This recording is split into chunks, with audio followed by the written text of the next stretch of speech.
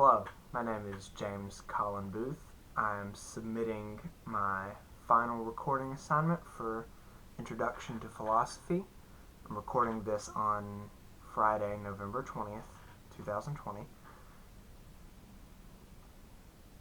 My camera is having some video quality issues, so I'm not actually using video in this recording, though I am still using audio. I checked to make sure it was working. It is. So, in my recording, I'm going to touch on James Rachel's problem he has with personal identity and the theories surrounding it of what defines personal identity. So, to my understanding, the problem that James Rachel presents us in the problem of personal identity is what is a person, what makes a person who they are. And he asks the question of, is a person defined by their actions? Are they defined by their body? Are they defined by their, what would be called a soul? Is there something inside of us that separates us, that leaves us when we die? Are we defined by our memories? Are we defined by what people remember us as? So, James Rachel's goes and he presents a multitude of theories. Those theories are the soul theory, the split brain theory, the memory theory, and the qualitative and numerical identity theory. So, basically, by the soul theory, he theorizes that there is a non-physical part inside of us that determines who we are as people. It kind of goes back to the argument of existentialism versus, or does essence precede existence, or does existence precede essence? It kind of returns to that in the sense of whether or not you have a soul, and that soul defines you as a person. So that's kind of a case of essence preceding existence, that the soul is who you are and it's going to represent you as a person in life. And once you die, that's gone. The bundle theory says that you are a body and the mental events in your brain. The bundle theory kind of says that what makes you a person is the body that you're in and what goes on inside of your head. It kind of has nothing more than that. There's not much else to it. It's just, you are physical, you are the kind of nerve endings firing off in your head proceeding, and that all the decisions that you make in your life are based on solely like instinct or what you have done, past experience, things like that. So the qualitative and numerical identity kind of contradict each other in the sense that qualitative says that a person is defined by their quality, by their traits, and that whatever personal traits somebody has define who they are. And obviously, as personal traits are, they kind of change, and they change as a person grows in age. Like, say for instance, your friend throughout all of middle school is fun and caring, and he's fun to hang out with, he's a joy to be around, but then 10 or 15 years later you go back to him and he's just not the same person. And that can be defined as kind of like the changing qualitative theory.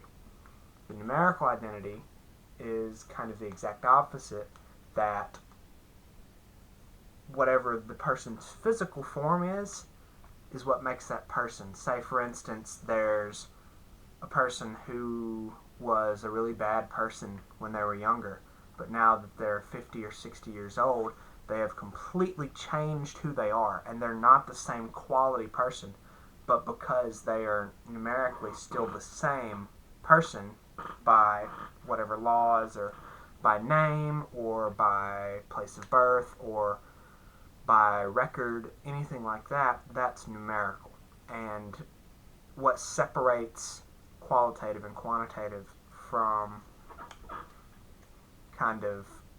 what separates the two is one based solely on how the person is, how the person acts, and one is based on how people see the person.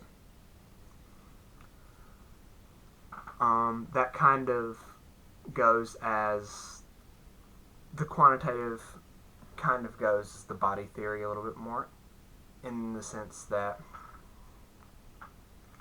just because two people have the same body, or a person has the same body at two different times, means they're the same person. But it kind of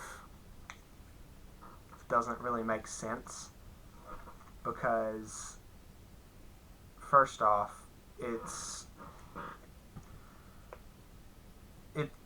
doesn't really make sense, because if you're just going completely off one person's body, eventually all the cells in a person's body will be replaced, and they won't change, or they will change over time, just as everything changes over time.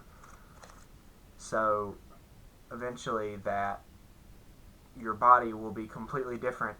Maybe 9, 10, 11 years in the future from now, I'll be a completely physically different person because of my body just growing and adapting. So, a few other theories I could touch on, but I kind of want to move on to the question of who am I, that is addressed in all of the readings this year. The one I'm focusing on mainly, though, is Plato's Symposium, because Plato's Symposium addresses the question of personal identity in a different sense. They don't ask how a person defines themselves physically or mentally. They kind of pose the question of what defines a person is what they love, the things they love, the people they love. And that's shown throughout Plato's Symposium with kind of the introduction, or the speech of Pausanias, and how he talks about, hold on one second. Speech of Pausanias, he speaks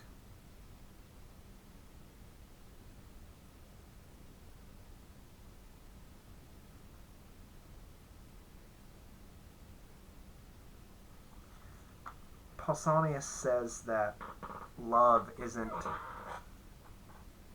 defined by the norm, it's defined by personal preference, and that love defines who you are as a person. Because, as you most likely know, I would hope you know, Pausanias was a homosexual, and he loved Agathon, I believe is who it is. And he said that his love of Agathon was a driving kind of trait. It was something that was at the forefront of his personality. It was something that made him who he was that his individuality and his willingness to go against what was normal was what made him who he was. As far as today goes, thinking about this in a more contemporary context, personal identity, of course, is more expressed today. People are able to express personal identity a lot more than they were 30 or 40 years ago. It's not as looked down upon today. In fact, it's even celebrated. people celebrate individuality and going against the norm, going against the grain, which is not something that people of all ages can say. People that were born 70 or 80 years ago that grew up when different was wrong are a little more closed-minded than the generations of today. Me being in the majority of people in America, being a white, straight male in America, my personal identity is different than that of some of my friends. It's different than my friend Marcus Booker. He's a black male. He's one of my best friends. I grew up with him.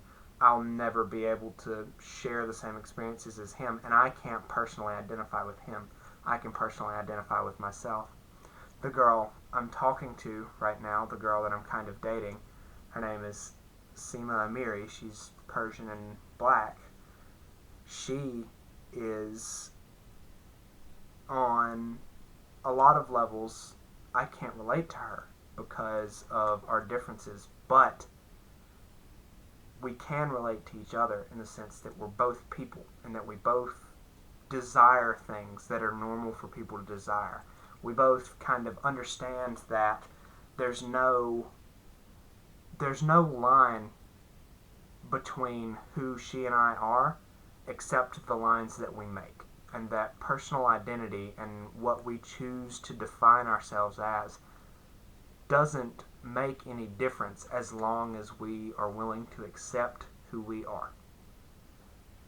So that is my take on personal identity in a more modern context. I'd like to thank you for teaching a great class this year. This is, I think, the last assignment, but this has opened my mind and given me a broader context for a lot of the topics that we covered, because I was focused. I liked philosophy, but I really only focused on Stoicism, but being able to be exposed to different types has really opened my mind up, and I look forward to being able to study more in the future, have a broader mindset. Thank you.